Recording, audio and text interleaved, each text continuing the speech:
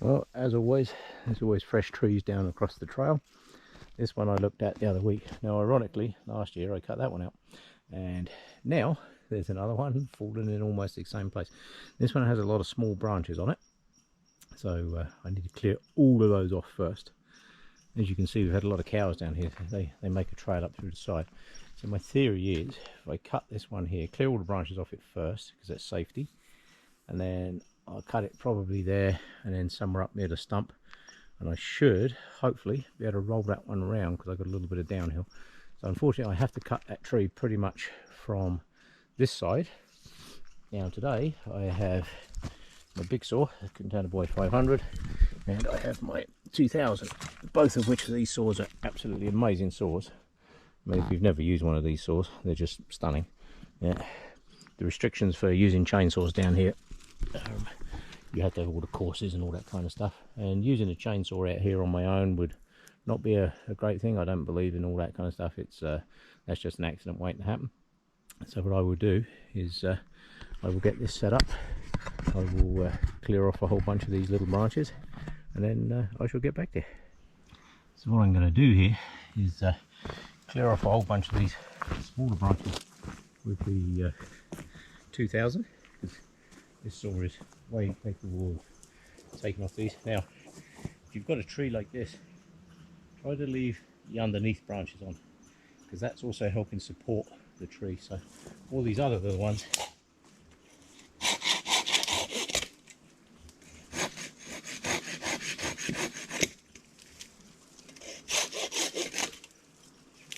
these can all come out of here fairly easy.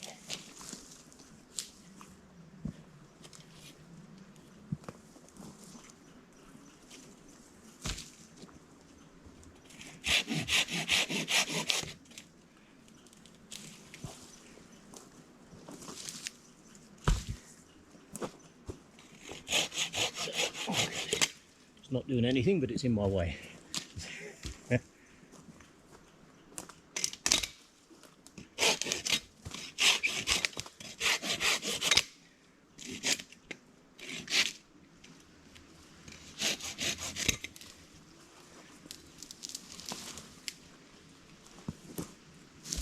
As you can see, these silky saws, this is the 2000, and this makes it extremely light work with these smaller branches.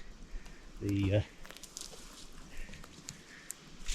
Katanaboy comes into itself for this. There's nothing been really being supported by these under here, so I think I'm going to take that off about there, and I'll deal with that up there in the mow.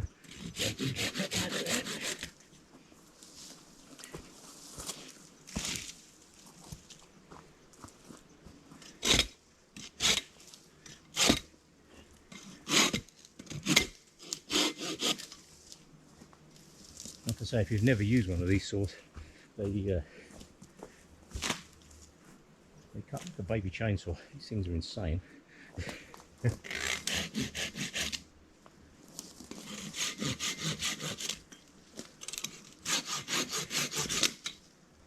we go.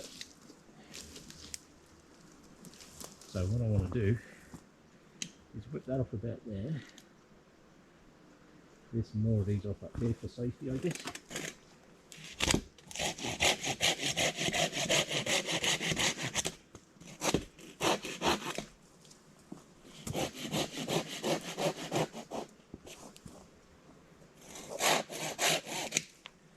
I'm going to have a little bit of tension on it.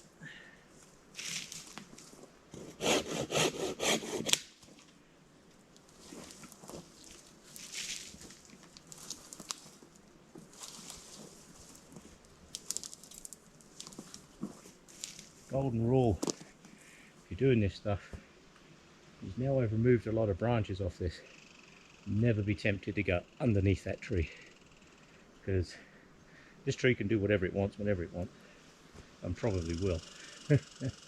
So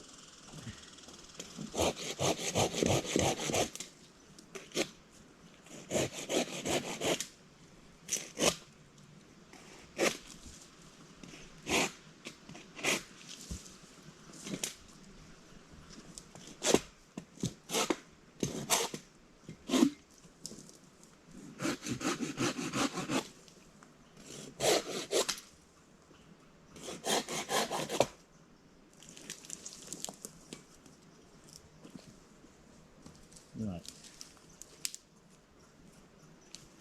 That's probably, I've just been looking at the way this trunk is actually broken in there.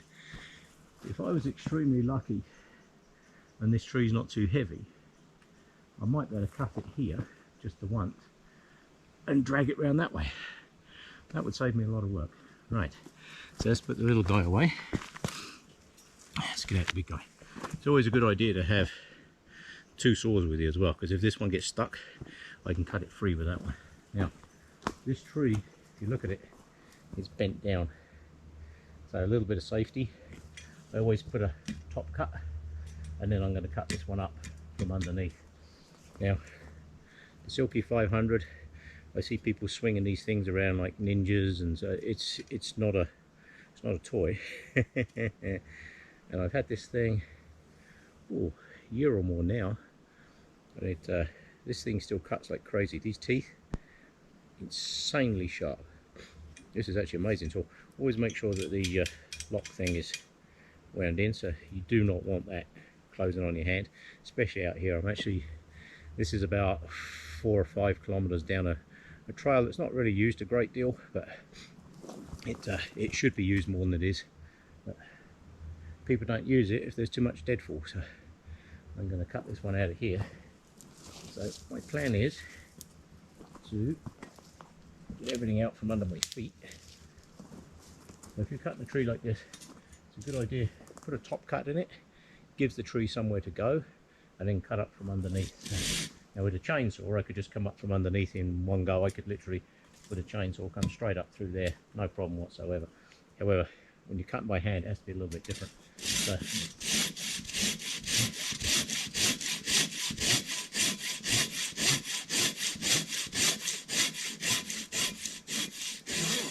I don't know if you can hear the difference, but as I'm cutting it, I can feel the wood starting to squeeze on it. These blades are wider this end, narrow on the back, so it always gives itself clearance. So when you feel one of these blades starting to bind, it's a good idea to stop, change directions. And you can come up now. Always make sure you've got somewhere to go. This tree can only really go down, so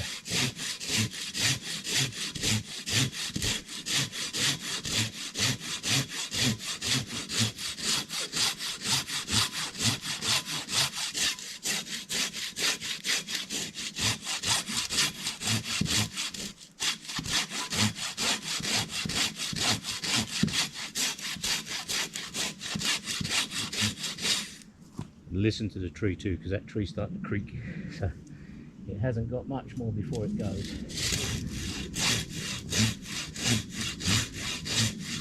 The other thing I see people doing with these saws is they're going 900 miles an hour, trying to cut through the tree as quick as possible, trying to pretend to be a chainsaw. I don't know what the hell they're doing, but that's not a very good idea. So this actually works better. I can hear the tree creaking. It's opened about a half-an-inch gap on the bottom.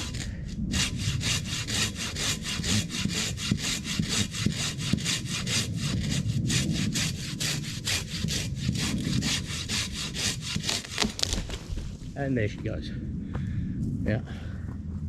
Now if I'm incredibly lucky, I might be able to inch that log around over to here. But that looks awfully heavy. So I think on the safe side, I might see if I can put a cut through down there. I'd like to do it in one, but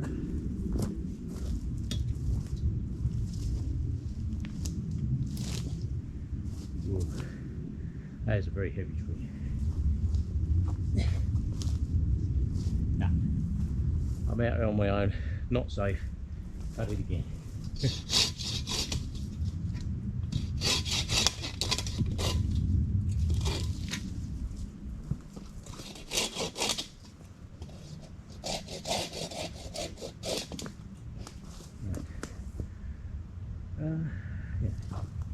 Now this next cut is not so bad because the tree's actually on the ground now, so I'm not too worried about it like doing anything stupid.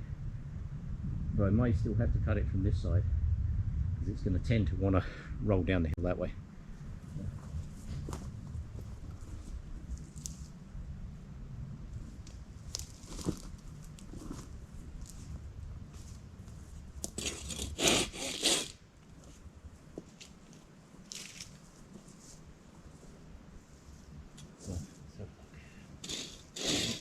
little bit of a top cut.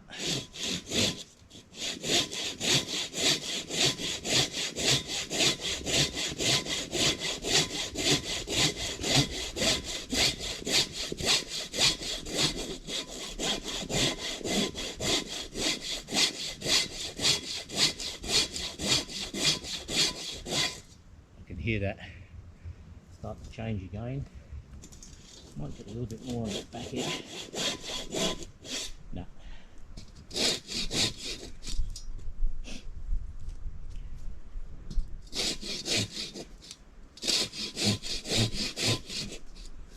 Yes, this is an awkward cut because I'm still on the bank, and I'm still on the bank and leaning forward, so I think safest is going to be over here.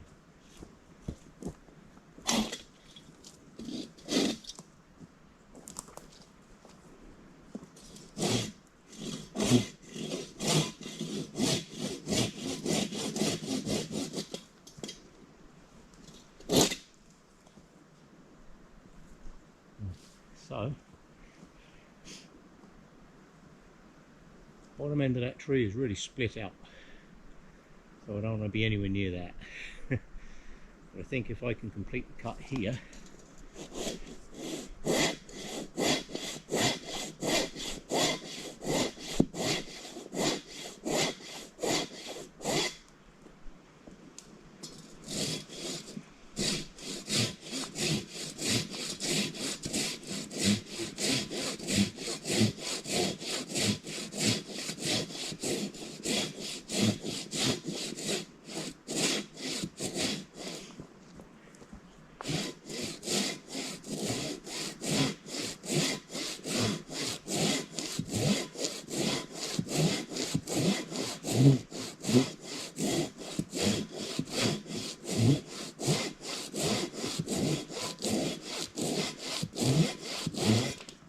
okay, trees start to make noises. Always listen to the tree. Yeah, she's ready to go.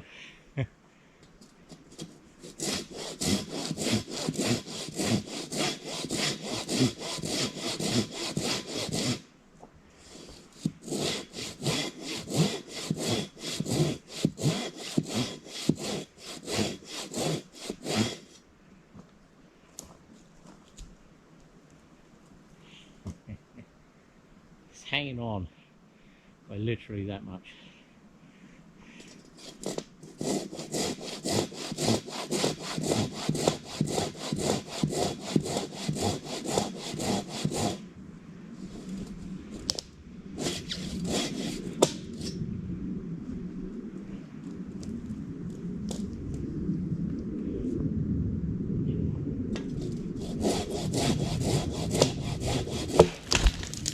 And there she goes.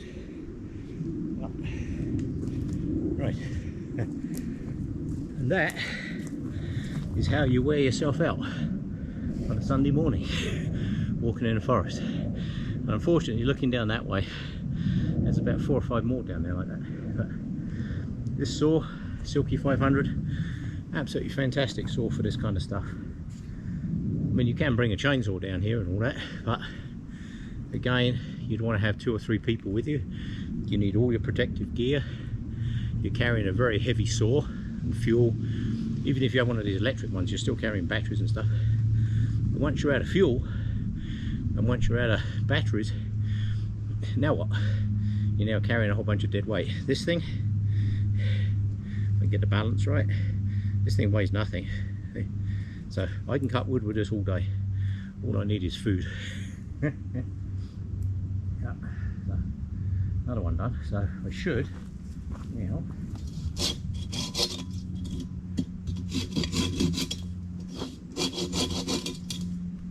hopefully I should be able to get that one out of there now.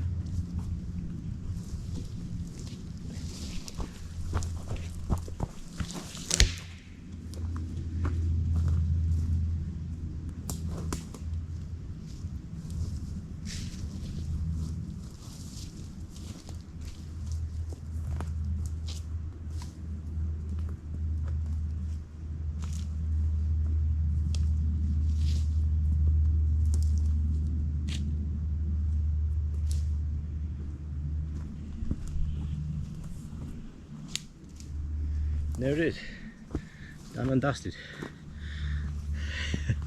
This is what I do on the weekends for fun, believe it or not. Yeah. It helps maintain the trails, keeps the trails open, and it otherwise they end up so overgrown. The only thing that can get through here is cows. But there we go, another piece done. Let's fold this thing up. Has the safety thing on the back here. Has a little safety knob on the back. All the silky saws have a safety device on the back. Just mind your hands on these blades because they're wicked. Yeah. There's that one. This one just has a sprung loaded. This has two positions. I find if I'm undercutting with this one, I put it on the under position like that. But for normal use, I just put it on that first one there. This thing, absolutely amazing. Love these saws. The design of this saw is about as good as it can possibly get. It really is. But again, mind your hands, because these things, these hurt. Right, let's get all my gear put away. Let's turn this off. And, like I say, there it was done. Fairly reasonable sized tree. I don't know what that is in dimensions, but as you can see, it's a good sized tree. So, yeah, fairly old too. Those rings are close together. But that is as far as I'm moving it. It's just going to have to sit there. It's a shame because it would actually make extremely good firewood, but all this stuff decomposes in the forest, turns itself back into soil eventually. Yeah. All those branches and what have you there I've stacked up in a heap. All the squirrels and all this other stuff that lives in the forest, they like places like that because it's good places for them to hide, the mice and the voles and all that kind of stuff. This one here, that's only, what's that, 4, 5, 6 inches round, I don't know, something like that. Yeah, it's about a span, so it's about 6 inches or more. Yeah, it cuts it real easy. Doesn't take much to get it out of the way.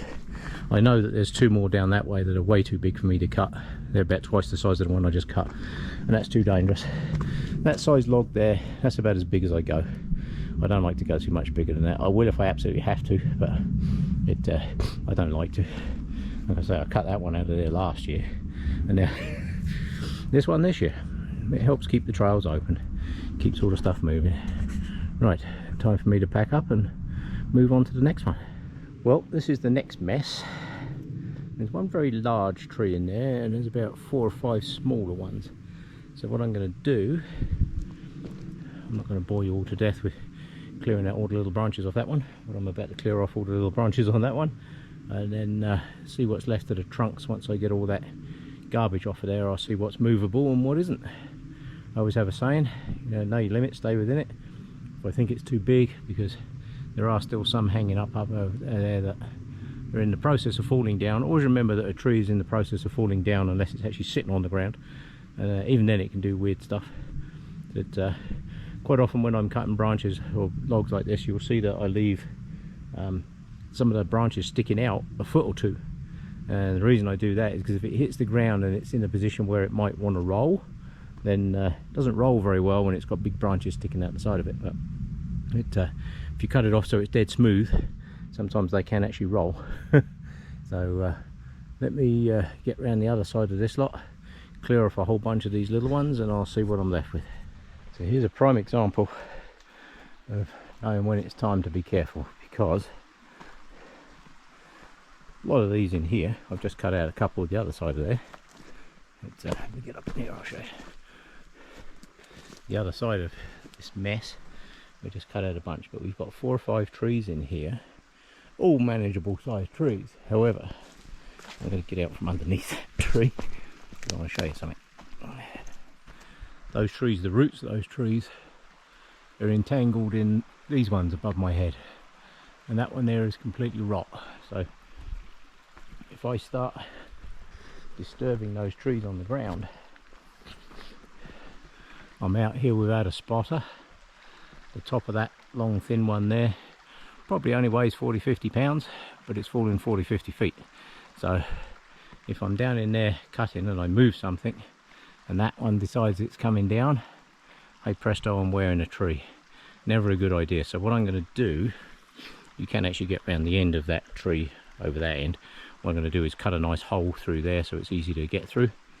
But here I have, well, a couple more across this creek, and there's 3 or 4 more small ones up through there. So what I'm going to do is take care of all of these, because there's nothing above me here. It's like I say, always be very, very careful, not just with what you're cutting, but when you cut something, you've got to remember what else is going to move. And I've got 1, 2, 3, 4. I've got 4 leaners up in there, plus 1, 2, 3, 4 over in there that are leaning. I've got all of these up here. There's 2 rotten ones there, a couple of green ones there. Yeah, those over there, just to get that mess out of there. So that is a job for a chainsaw crew, with at least 2 or 3 people. In fact, if I was cutting this with a chainsaw, the first thing I would do is go to the bottom of that rotten one, those leaners, and I'd cut those out of there first. But I don't have a chainsaw. I can't cut them fast enough to be safe, and I don't have a spotter. So always very important if you're doing stuff like this, know your limit, stay within it. I've cut out a couple the other side of there, which I'll show you in a minute, and I'll clear a nice path around that tree so that you can get around it. But it's these ones here I can take care of. Let me get these sorted out. These won't take very long at all. Right, let's get them done. Well, sometimes in life you just come up against creeks. There used to be a little 2-log bridge across that side. As you can see, it's snapped right through the middle. That had been there a very long time. Wasn't centre tide, didn't have any bank seat beams on it or anything like that. But doomed to failure. All the way up through here, from this part south, there's about 5 or 6 crossings like this. So if I go that way, there's a way that I can turn left or turn right, and it takes me on a very nice trail. However, sometimes I build bridges, and sometimes nature builds them for me. This tree, I try not to stand in too much creek because it's a little deep, a little wet.